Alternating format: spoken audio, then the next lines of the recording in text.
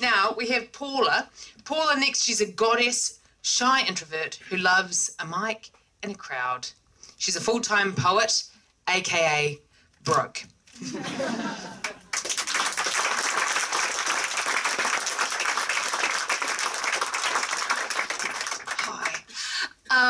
I'm the only member of Team Palmy who still lives in Palmerston North. You will judge me for that, and I don't blame you.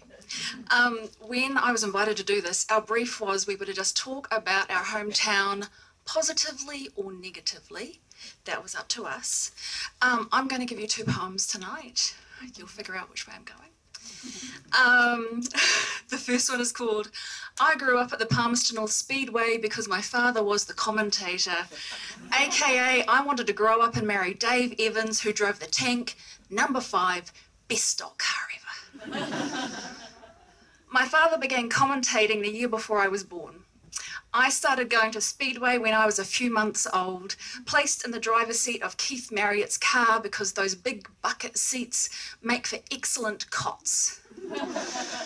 When Keith needed to race, someone would take me out and hold me till his car came back to the pits, and I went back into the driver's seat while the pit crew worked around me.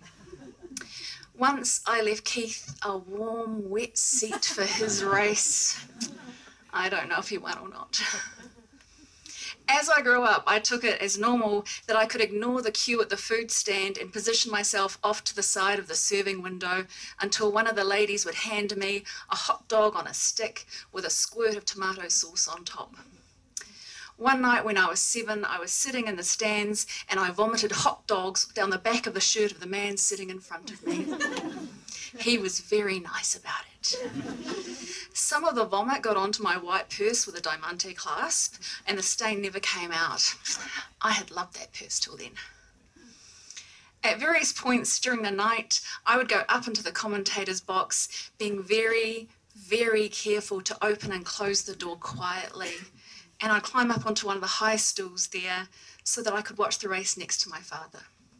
Sometimes I would do the lap scoring for him. Every time we got home from Speedway, I would need to have a bath because the grit of the track gets into your scalp and ears and nostrils and the creases of your skin, no matter where you've been sitting. My father retired from commentating last season after 45 years because his knee and hip that both need replacing can't make it up and down the ladder to his commentator's box anymore. My creases and orifices have been grit-free since I was 13.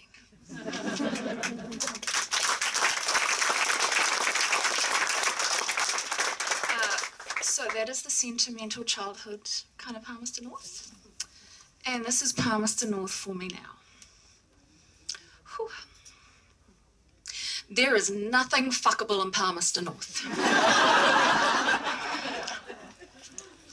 Why are all the men so drunk, toothless, unkempt, drunk, inbred, gormless, drunk, mulleted, old? Even the ones that are younger than me, how do they manage to look so old? Why do they only wear Metallica t-shirts, awkward wedding suits, all black jerseys, alcohol?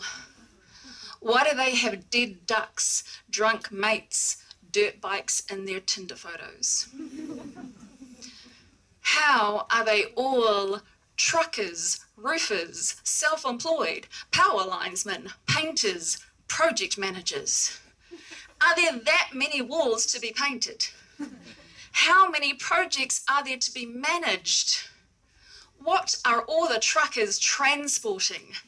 Are they trucking all the fuckable men away from Palmerston North in the hope that it'll increase their chances? Are they trucking the fuckable men away, plastering them into walls, tying them up with power lines, throwing them off newly laid roofs, eating them and losing their teeth when they bite into thigh bone? I drive a 68-minute round trip to Martin, population 4,930. In order to get to my fuckable man. What's that saying to you, Palmerston North? Palmerston North, take off your torn singlet, buy yourself a decent shirt, get a front tooth, stand in front of the mirror and have a good, long. Talk to yourself. Okay, who's in favour of Lower Hutt?